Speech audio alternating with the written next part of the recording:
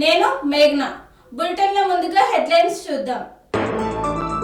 ACP కార్యాలయంలో alive కార్యక్రమం. ఫిబ్రవరి 1వ తేదీ టీడీపీ జిల్లా అధ్యక్షులు జ్యోతుల నవీన్ ప్రమాణ స్వీకారం. రిటైర్ అవ్వే ప్రసక్తి లేదు అన్న ఎమ్మెల్యే జ్యోతుల. మున్సిపల్ ఎన్నికల్లో సిపిఎం పార్టీ పోటీ. యాదగిరిగుట్టలో శ్రీ మార్కండేయ స్వామి జయంతి వేడుకలు.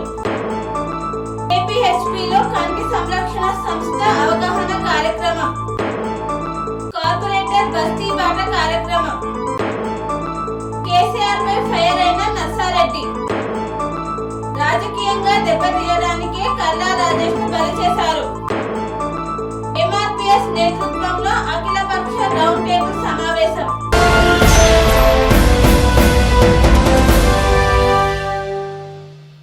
కుషాయిగూడ జోన్ ఏసీపీ కార్యాలయంలో అలైవ్ కార్యక్రమంపై విలేకరుల సమావేశం ఏర్పాటు చేశారు. Malkajgiri police commissionerate Kushaiguda zone ACP కార్యాలయంలో అలైవ్ కార్యక్రమంపై విలేకరుల సమావేశాన్ని నిర్వహించారు. ఈ కార్యక్రమానికి ముఖ్య అతిథిగా మల్కాజ్గిరి అదనపు డీసీపీ ఎన్ వెంకటరమణ హాజరయ్యారు. ఈ సందర్భంగా ఆయన మాట్లాడుతూ రాష్ట్ర డీజీపీ శివధర్ రెడ్డి ఆదేశాల మేరకు ట్రాఫిక్ నిబంధనలు పాటించి ప్రయాణాలు సాగించే ప్రజలు సురక్షితంగా ప్రయాణించి ఇంటికి తిరిగి వెళ్లాలనే ఉద్దేశంతో అలైవ్ అనే 10 రోజుల కార్యక్రమాన్ని తీసుకొని అన్ని పోలీస్ స్టేషన్ల పరిధిలో పోలీసులు అవగాహన సదస్సులు కార్యక్రమాలు ఏర్పాటు చేశామని మల్కాజ్గిరి పోలీస్ కమిషనరేట్ అదనపు డీసీపీ ఎన్ వెంకటరమణ తెలియజేశారు. అలైవ్ కార్యక్రమం అన్ని వర్గాల ప్రజల్లోకి వెళ్లేందుకు కృషి చేయాలని సూచించారు. అందుకోసం అన్ని కాలనీలలో ప్రధాన కూడలలో కమ్యూనిటీ హాళ్లలో అవగాహన సదస్సులు ఏర్పాటు చేసి అవగాహన కల్పిస్తున్నామన్నారు. ఆటో డ్రైవర్లు వాహనదారులు ట్రాఫిక్ నిబంధనలు పాటించి వాహనాలు నడపాలని కోరారు. ముఖ్యంగా వాహనదారులు మద్యం సేవించి వాహనాలు నడపరాదని, సెల్ మాట్లాడుతూ డ్రైవింగ్ చేయవద్దని, రాంగ్ సైడ్ లో ఓవర్టేక్ చేయరాదని తెలిపారు. అలాగే సీట్ బెల్ట్ హెల్మెట్ లేకుండా వాహనాలు నడపరాదని, సిగ్నల్ జంప్ చేయరాదని తెలియజేశారు. రోడ్ సేఫ్టీ నిబంధనలు పాటించకపోవడంతో పలు ప్రాంతాల్లో ప్రజలు వాహనదారులు ప్రమాదాలకు గురై తమ విలువైన ప్రాణాలు పోగొట్టుకుంటున్నారని అదనపు డీసీపీ ఎన్ వెంకటరమణ ఆవేదన వ్యక్తం చేశారు. ప్రతి ఒక్కరూ ట్రాఫిక్ నిబంధనలు పాటిస్తూ వాహనాలు నడిపి సురక్షితంగా ఇంటికి వెళ్లాలని, మీకోసం మీ కుటుంబ సభ్యులు ఎదురు చూస్తుంటారని గుర్తు చేశారు. ఈ కార్యక్రమంలో Kushaiguda ACP Y Venkatareddy, Kushaiguda CI L Bhaskar Reddy, ఎస్ఐలు సుధాకర్ రెడ్డి, వెంకన్న తదితరులు పాల్గొన్నారు.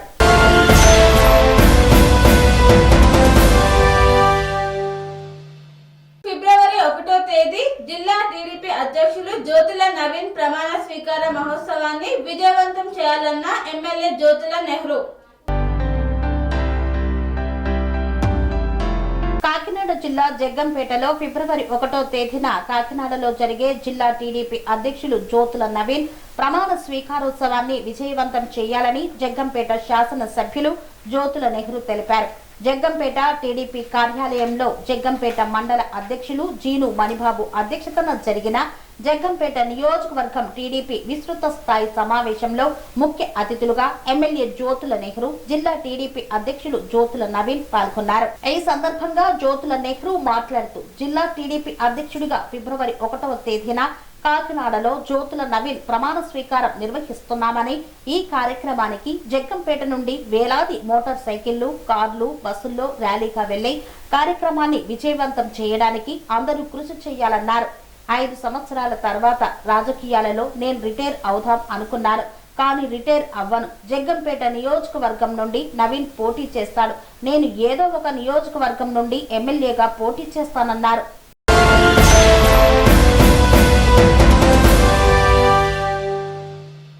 రిటైర్ అవ్వే ప్రసక్తే లేదు, ఆ నియోజకవర్గంలోనే పోటీ చేస్తా అన్న ఎమ్మెల్యే జ్యోతుల నెహ్రూ.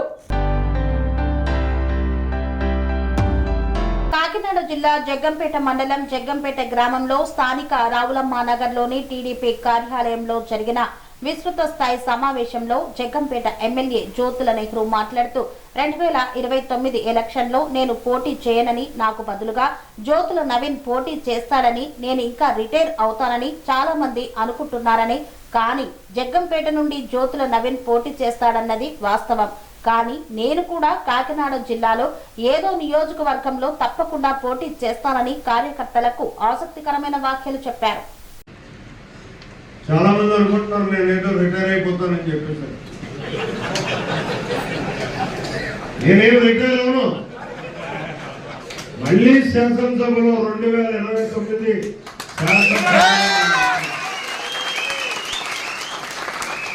ఎక్కడి నుంచి ఉంటాను అని మాత్రం మీరు అనుకోవచ్చు.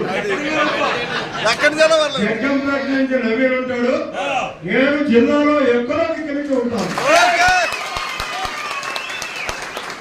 ఎందుకంటే మొన్న జరిగినటువంటి రాజకీయ సన్నివేశంతో ఆ నిర్ణయం తీసుకున్నాను. నిజంగా రిటైర్ అవ్వాలనుకున్నాను, కానీ కొంతమందికి బుద్ధి చెప్పాల్సినటువంటి అవసరం ఉంది. రాజకీయాలంటే ఆట అనుకుంటున్నారు, రాజకీయం అంటే ఆట కాదు.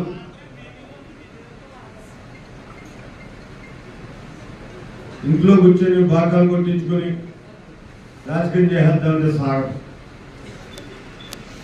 అలా బుద్ధి చెప్పాలంటే మళ్ళీ ఎవరు కంట్రోల్ అవ్వాలి, అవి పెడతారు.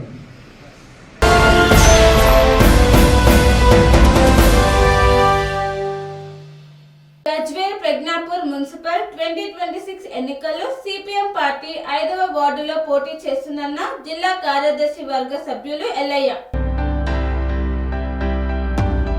గజ్వేల్ ప్రజ్ఞాపూర్ మున్సిపల్ 2026 ఎన్నికల్లో సిపిఎం పార్టీ 5 వార్డుల్లో పోటీ చేస్తుందని సిపిఎం పార్టీ సిద్దిపేట జిల్లా కార్యదర్శి వర్గ సభ్యులు నందపోయిన ఎల్లయ్య తెలిపారు.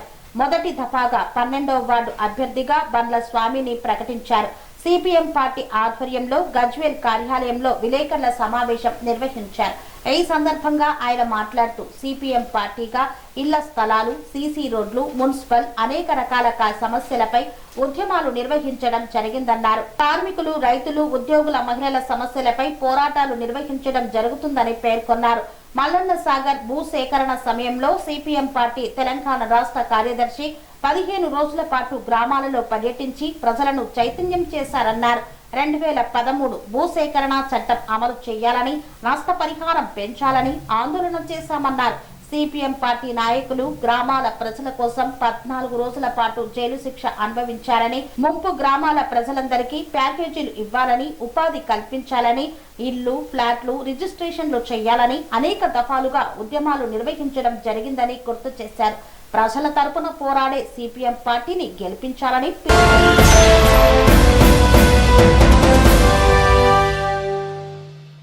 యాదగిరిగుట్టలోని శ్రీ మార్కండేయ స్వామి జయంతి వేడుకలను ఘనంగా నిర్వహించిన పద్మశాలి సంఘ సభ్యులు. యాదగిరిగుట్ట పద్మశాలి భవనంలో శ్రీ భక్త మార్కండేయ స్వామి వారి జయంతి ఉత్సవాలు ఘనంగా నిర్వహించారు. ఇట్టి కార్యక్రమంలో యాదగిరిగుట్ట పద్మశాలి సంఘం అధ్యక్షులు ఎర్రకుంట్ల వెంకటేష్ పద్మశాలి జెండా ఆవిష్కరణ, నూతన క్యాలెండర్ ఆవిష్కరణ చేశారు. ఈ సందర్భంగా వారు మాట్లాడుతూ శ్రీ భక్త మార్కండేయ స్వామి పద్మశాలిల మూల పురుషుడు. వారి వారసులమైన పద్మశాలీలు ఐక్యతతో ముందుకు నడవాల్సిన అవసరం ఉంది అన్నారు.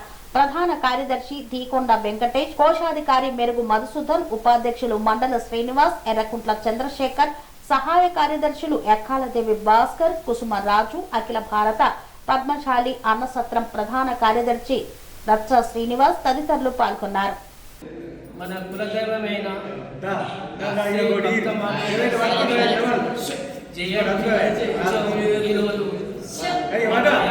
పట్టణం పద్మశాలి ఈరోజు మన కులదైవమైన శ్రీ భక్త మార్కండేయ స్వామి జయంతి ఈరోజు మన కమిటీ హాల్లో జరుపుకోవడానికి మాకు ఎంతో సంతోషంగా ఉంది. ఇక్కడికి విచ్చేసిన మన పద్మశాలి కుల బాంధవులు అందరికీ ఈ సందర్భంగా వారికి శుభాకాంక్షలు తెలియజేస్తూ ఈ విషయానికి పద్మశాలి కుల బాంధవులందరూ వచ్చి ఈ కార్యక్రమాన్ని జయప్రదం చేసినందుకు వారికి ఈ సమర్పకంగా ధన్యవాదాలు తెలియజేస్తూ ఈ వచ్చే సంవత్సరం వరకు ఈ మార్కండేయ గుడి జయంతి వరకు తనలో చేస్తామని ఈ సందర్భంగా మేము వాగ్దానం చేస్తున్నాం.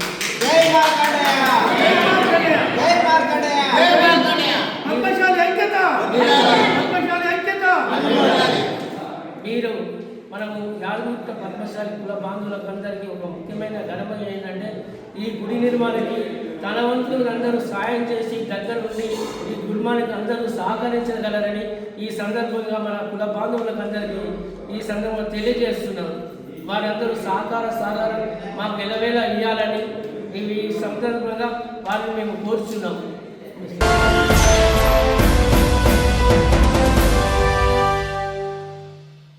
వార్తల్లో చిన్న విరామం.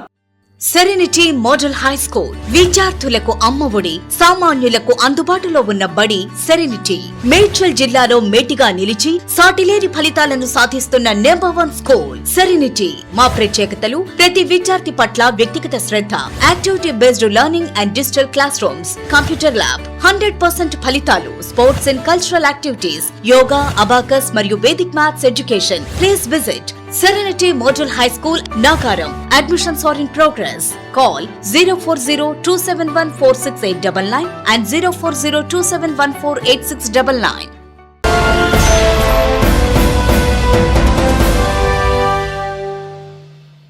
తిరిగి వార్తలకు స్వాగతం. వాసన్ ఐ కేర్ హాస్పిటల్స్ కంటి సంరక్షణ సంస్థ KBHP బ్రాంచ్ లో ప్రత్యేక అవగాహన కార్యక్రమాన్ని నిర్వహించారు.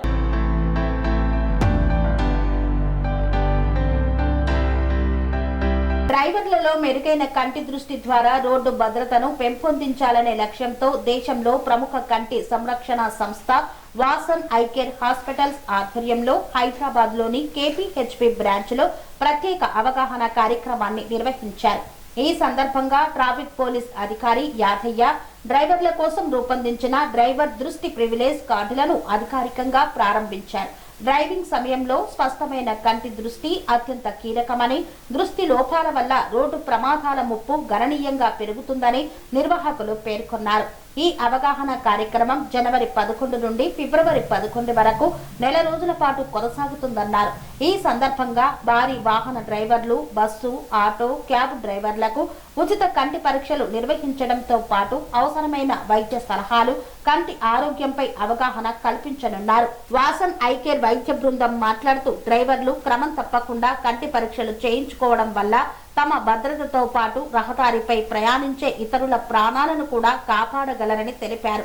ఈ కార్యక్రమంలో doctor Ravikumar, doctor Mayuri, doctor S V Fatima తదితరులు పాల్గొన్నారు. Good evening all of you. So ఈరోజు మన వాసన్ ఐ కేర్ వాళ్ళు ఆధ్వర్యంలో ఇక్కడ సెంటర్ మన కూకట్పల్లి KBHBలో సెంటర్ ఓపెన్ చేయడం జరిగింది.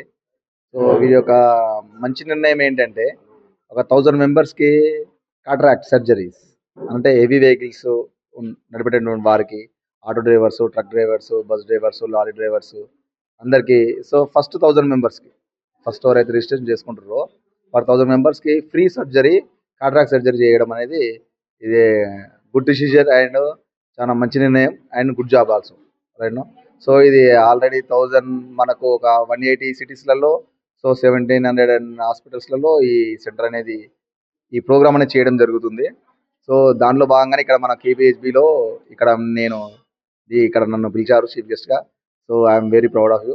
ఇక్కడికి వచ్చేసి చేయడము. సో మన ఐసెట్ అనేది ప్రతి ఒక్కరికి very important. So it the same of మా పోలీస్ డిపార్ట్మెంట్లో కూడా మాకు ఐసెట్ అనేది చెక్ చేస్తుంటారు as per the medical department ప్రకారంగా. సో మనకు డ్రైవర్స్కి ఐసెట్ అనేది ఉంటేనే వాళ్ళు డ్రైవింగ్ అనేది కరెక్ట్గా చేస్తారు. సో కాబట్టి అలాంటి డ్రైవర్స్కి కోసం ఒక 1000 మెంబర్స్కి ఫస్ట్ 1000 మెంబర్స్కి ఫ్రీగా కాంటాక్ట్ చేయడం అనేది వాసన్ ఐ కేర్ వాళ్ళది అయితే very good decision and good job.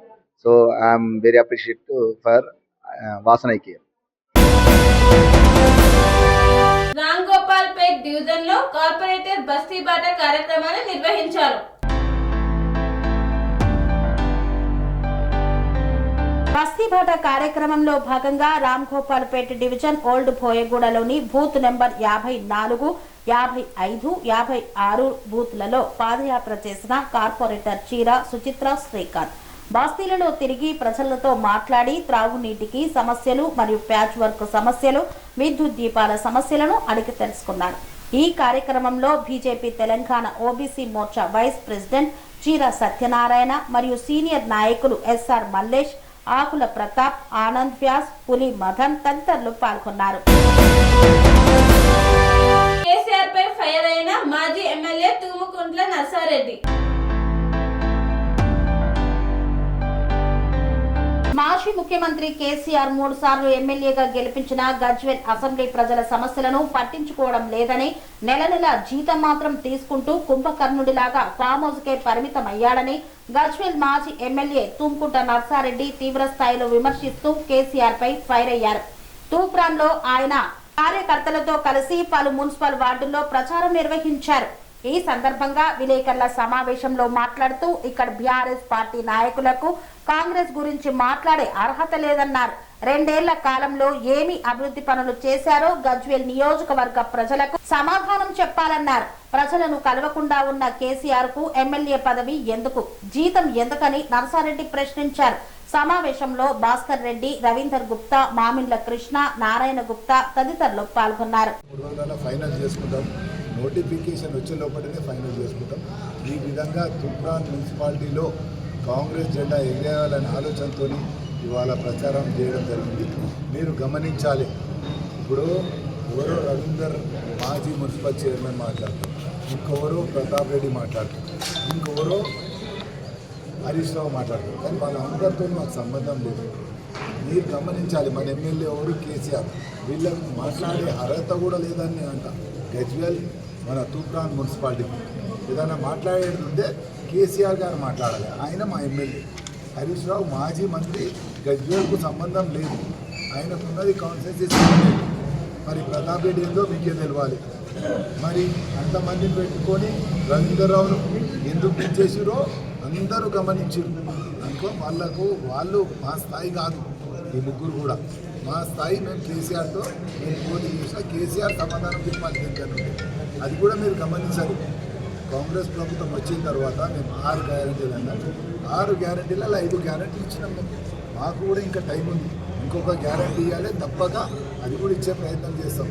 ఈ విధంగా ప్రజలలో కాంగ్రెస్ పార్టీకి ఆదరణ చూసే ఆయా రవీందర్ను చేసి మా కాంగ్రెస్ ఈ మున్సిపల్ చైర్మన్ చేసుకున్నాం. అదేవిధంగా మేము చెప్పేది కూడా సన్న బియ్యం కూడా ఇచ్చినాం. ఈ విధంగా ప్రజలలో కాంగ్రెస్ పార్టీ క్రాప్ పెరుగుతుంది. అవన్నీ ఒక ఎత్తు. మీరు చూడండి, మున్సిపాలిటీ అయినాక 2 ఏళ్ళల్లో మేము ఎంత కాంగ్రెస్ ప్రభుత్వం వచ్చినాక ఎంత అభివృద్ధి చేసాము, ఎక్కడెక్కడ సీసీ రోడ్ చేసాము. నిన్నటికి నిన్న 15 కోట్లు వచ్చినాయండి. ఒక 1 మంత్ 15 కోట్లు వచ్చినాయి. ఆ 15 కోట్లలో 8 కోట్లు అభివృద్ధి జరుగుతూనే ఉంది. మరి ఎప్పుడన్నా కేసీఆర్ గారు తూప్రాన్ గురించి పట్టించుకుర్రా? ఆయన 12 ఏళ్ళు అంటే 144 నెలలు ఎన్నిసార్లు వచ్చిండు మన తూప్రాన్ అసలు గజ్వేల్లో ఉన్నదా అని వచ్చున్నదా అని కూడా మేము మీ ద్వారా ఆయన ప్రశ్నిస్తున్నాం. ఒకసారి మీరు అందరూ చూసారు, వీడికి దవాఖాన కాడికి వచ్చిండు, కబడ్డీ ఆడినట్టు ముట్టించుకొని పోయిండు. మరి ఎప్పుడన్నా వచ్చిన ఎమ్మెల్యే అంటే జీతం తీసుకుంటుండు. ఈ 2 ఏళ్ళకే 60 లక్షల జీతం తీసుకుంటు. మరి 12 ఏళ్ళ నుంచి ఎంత జీతం తీసుకుంటు? మరి ఎందుకు రాలే తూప్రాన్కు? తూప్రాన్ మీద సవతి తల్లి ప్రేమనా లేకపోతే ఆయన బాధ్యత రహితమా? మీరు గమనించాలి. మేము అడిగేది మా కార్యకర్తలు కానీ ప్రజలు కానీ బీఆర్ఎస్ పార్టీని అడుగుతున్నాం. బీఆర్ఎస్ పార్టీ ప్రజలకు చేసింది ఏం లేదు, తూప్రాన్కి చేసింది ఏం లేదు. వాళ్ళకు ఓట అడిగే హక్కే లేదు. ఎందుకంటే వాళ్ళ ఎమ్మెల్యే రావాలి, పని చేయాలి, పని చేయకుండా జీతం తీసుకుంటున్నారు. వాళ్ళు చేస్తానే పనులు ఏమన్నా తూప్రాన్లో చేసిరా? చేయలేదు. కానీ మేము అట్లా, కాంగ్రెస్ అట్లా కాదు. మేము ప్రజలలో ఉంటున్నాం, ప్రజలకు సేవ చేయాలని నెలకో వారానికో ఎప్పటికి మేము వస్తున్నాం. మరి వాళ్ళు ఎప్పుడైనా వచ్చిర్రా? అందుకోసమే ప్రజలందరూ మీ ద్వారా నిలదీయాలి. దొరా 12 ఏళ్ళలో ఒక్కసారి తూప్రాన్ మున్సిపాలిటీకి వచ్చినాం. ఇది ఒక రెవెన్యూ డివిజన్ చేసిన అదృష్టం. కానీ ఎన్నిసార్లు వచ్చినాం? మళ్ళీ అదేవిధంగా మల్కాపూర్కి ఒకసారి వచ్చాం, మొత్తం మన ఏరియాలో.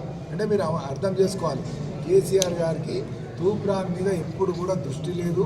తూప్రాన్ సవతి తల్లి ప్రేమ కూడా ఉంటుంది, ఈయనకు అది కూడా లేదు. గజ్వేల్ మీదనే సవతి తల్లి ప్రేమ ఉంది, ఇక తూప్రాన్ మీద ఏముంటుంది?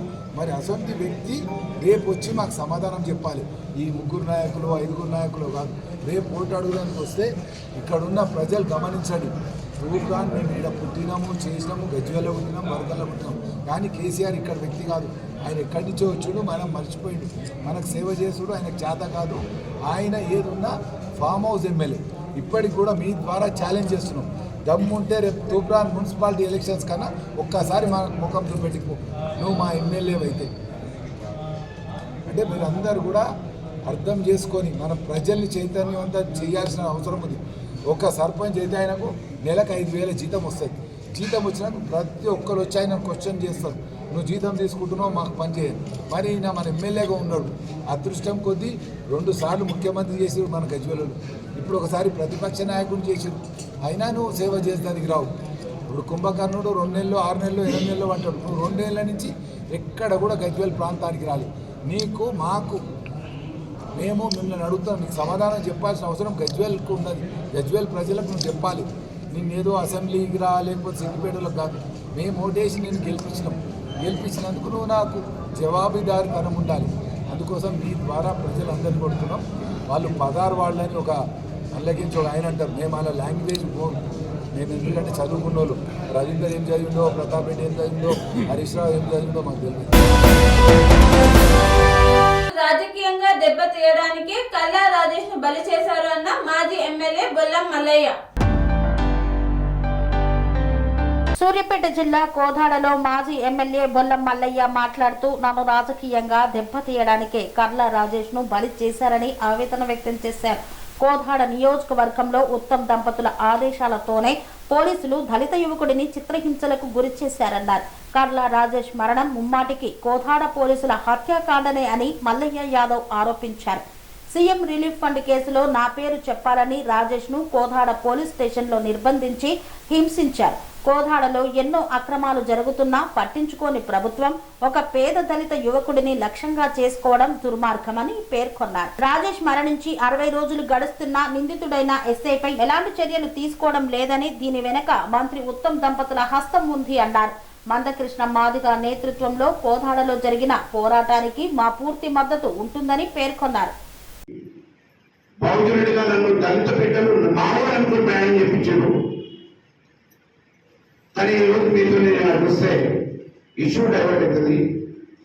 నిశ్చయంగా నన్ను కొంతకాలం ఉండాల్సిన అవసరం ఉంది, నిశ్చయంగా ఉండలేని నన్ను బదులు పెట్టదని చెప్పేసి ఆ రోజు ఆ కార్యక్రమానికి పోకుండా మా కార్యకర్తలకు పంపించినాం.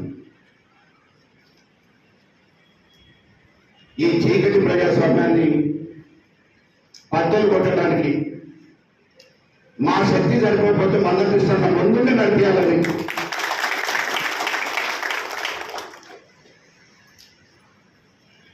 నేను రాజకీయాలు మొదలుపెట్టినప్పుడు నాకు ఏ పార్టీ అప్లికేషన్ ఇంకేదో దాంతో అండుకుండా రాలే. ఎప్పుడైనా మీలాంటి వాళ్ళందరి ఆదరణను చూసి నన్ను పార్టీని పిలిచి టికెట్ ఇచ్చినాయి.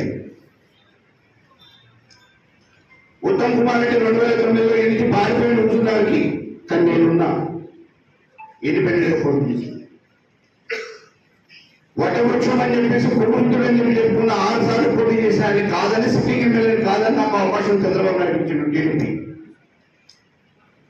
పుట్టలలో ఓటం పాలైనా, కానీ నేను పోరాటం వదలలేదు. 2018లో మన మోసం జరిగింది. ముఖ్యమంత్రి నాయకులు నా భార్యకి వేయాలని చెప్పి కాంగ్రెస్ కూడా ఇంప్లైన్ చేస్తున్నారు. ఓకే, వాళ్ళు ఇస్తారు. కానీ ఇక్కడ ఉన్న దళిత బహుజన వర్గాలు మొత్తం కంఠంతో మల్లయ్య యాదవ్ అయితేనే సరైన అభ్యర్థి అని చెప్పేసి పార్టీ నివేదికలు ఉంటే కేసీఆర్ గారు పిలిచి కూడదండేసి బీఫామ్ చేతికి ఇచ్చి పంపించారు. 2023లో ప్రతిసారి ఎన్నికలలో ఏదో ఒక కుట్ర జరుగుతూనే ఉంటుంది. 2009లో మైవంశం రామేశ్వరరావు మధ్యవర్తిగా కోట్ల రూపాయల చేతులు మారిన టికెట్ ఇచ్చేసి, మొన్న 2023లో కూడా అదే రకమైన ప్రయత్నం జరిగింది. కేసీఆర్ గారు నివేదిక తెప్పించుకున్నారు. నిన్ను సభలో కూడా చెప్పిన ఎన్నికల ప్రచారంలో, అరే 6 నెలల నుంచి నా చెవులలో తోడుగలికి తగిలినాయా, ఏదైనా కానీ వాడు పాపం బలహీన వర్గాల బిడ్డ, బీసీ బిడ్డ వానికి ఇస్తా అని చెప్పి. కోదాడలో గతంలో మృతి చెందిన కల్లా రాజేష్ పై ఎంఆర్పీఎస్ నేతృత్వంలో అఖిలపక్ష రౌండ్ టేబుల్ సమావేశం నిర్వహించారు. సూర్యాపేట జిల్లా కోదాడలో గతంలో మృతి చెందిన కర్లా రాజేష్ మృతిపై ఎంఆర్పీఎస్ నేతృత్వంలో అఖిలపక్ష రౌండ్ టేబుల్ సమావేశం నిర్వహించారు. ఈ కార్యక్రమంలో మందకృష్ణ మాదిగ, మాజీ ఎమ్మెల్యే బొల్లం మల్లయ్య, మాజీ రాజ్యసభ సభ్యులు బడుగుల లింగయ్య యాదవ్, ఇతర పార్టీ నాయకులు పాల్గొన్నారు. ఈ సందర్భంగా మందకృష్ణ మాదిగ మాట్లాడుతూ, కర్లా రాజేష్ మరణం అనేది అక్రమ నిర్బంధంలో పోలీసులు చేసిన దారుణమైన కస్టడీ హత్య. లాకప్లో చిత్రహింసలు, వేధింపులతోనే ఆరోగ్యం క్షీణించి రాజేష్ మృతి చెందాడు. ఈ ఘటనలో ఎస్ఐ, సిఐ కీలక పాత్ర ఉన్న నిజ నిందితులను కాపాడుతున్న పోలీస్ యంత్రాంగం. ప్రధాన నిందితుడిని వదిలి బీసీ వర్గానికి చెందిన సిఐని బలి చేసిన అధికారులు. కుట్ర ఘటన వెనుక మాజీ ఎమ్మెల్యే పేరును సీఎం రిలీఫ్ ఫండ్ కేసులో ఇరికించాలనే కుట్ర జరిగిందన్నారు. రాజేష్ ను చిత్రహింసలకు గురి చేసింది కోదాడ మాజీ ఎమ్మెల్యే పేరు చెప్పాలనే రాజకీయ దురుద్దేశమే అని పేర్కొన్నారు. ప్రధాన నిందితుడు ఎస్ఐని వెంటనే సస్పెండ్ చేయాలన్నారు. ఐజీ లేదా అంతకంటే ఉన్నత స్థాయి అధికారి చేత పారదర్శక విచారణ జరిపించాలని డిమాండ్ చేశారు. కర్ల రాజేష్ లాకప్ డెత్ పై సిబిఐ లేదా ప్రత్యేక సీట్తో విచారణ చేయాలని ఎంఆర్పీఎస్ డిమాండ్ చేసింది. వారి మీద డిపార్ట్మెంట్ పరంగా శాఖపరమైన చర్యలు, చట్టపరంగా వారి మీద క్రిమినల్ కేసులు పెట్టి చట్టపరమైన చర్యలు తీసుకోవాలని ఒక డిమాండ్తో ఈరోజు కోదాడలో జరుగుతున్న అఖిలపక్ష సమావేశానికి అధ్యక్షత వహించిన తమ్ముడు రాజు నాది గారికి,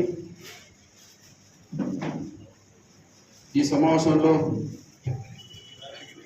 ముఖ్య నాయకత్వంగా వివిధ రాజకీయ పక్షాల నుంచి వచ్చి సందేశం ఇచ్చిన నా సోదరులు, బీఆర్ఎస్ జిల్లా అధ్యక్షులు, మాజీ రాజ్యసభ సభ్యులు బడుగు లింగయ్య యాదవ్ గారికి, నా సోదరులు మాజీ శాసనసభ్యులు వల్ల మల్లయ్య యాదవ్ గారికి, బీజేపీ జిల్లా ప్రధాన కార్యదర్శి సోదరులు వంగవీటి శ్రీను గారికి, సోదరులు ప్రభాకర్ గారికి, సోదరులు సిపిఎం రామలన్న గారికి, బీజేపీ మల్లెబోయి వెంకటేష్ యాదవ్, సిపిఐఎంఎల్ సోదరులు జాగృతి వైపు నుంచి సోదరులు సంజీవ్ నాయక్, బిఎస్పీ నుంచి గోపాల్ యాదవ్, టీఆర్పీ నుంచి అంజయ్య, మాలమోహన్ నుంచి పిట్టల భాగ్యమ్మ, మాసులయ్య నుంచి సోదరులు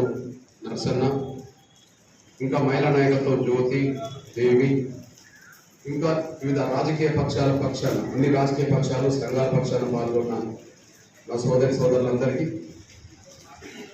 అందరినీ సమన్వయం చేసి ఈ సమావేశాన్ని విజయవంతం చేస్తున్న ఎంఆర్పిఎస్ అనుబంధ విభాగాల శ్రేణులందరికీ, ఇక్కడ జరుగుతున్న విషయాలని రాష్ట్రానికి, దేశానికి, సమాజానికి తెలియజేయడం ఇది ముమ్మాటికి 100% అది పోలీసులు చేసిన హత్య.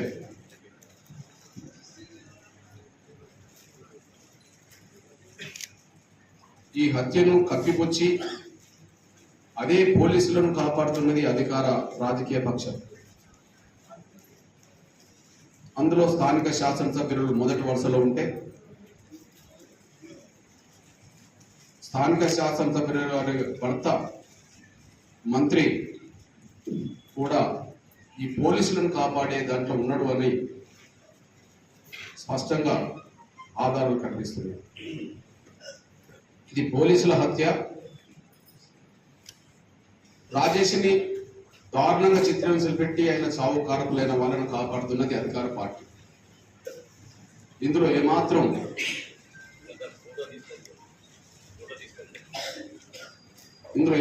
తేడా ఉండదు అనే విషయం దాదాపు ప్రత్యక్షంగా నేను ఇక్కడికి వచ్చి నవంబర్ 26 తారీఖున ఇక్కడ ఇంతటితో వార్తలు సమాప్తం. మరిన్ని అప్డేట్స్ కోసం చూస్తూనే ఉండండి TR9 టీవీ.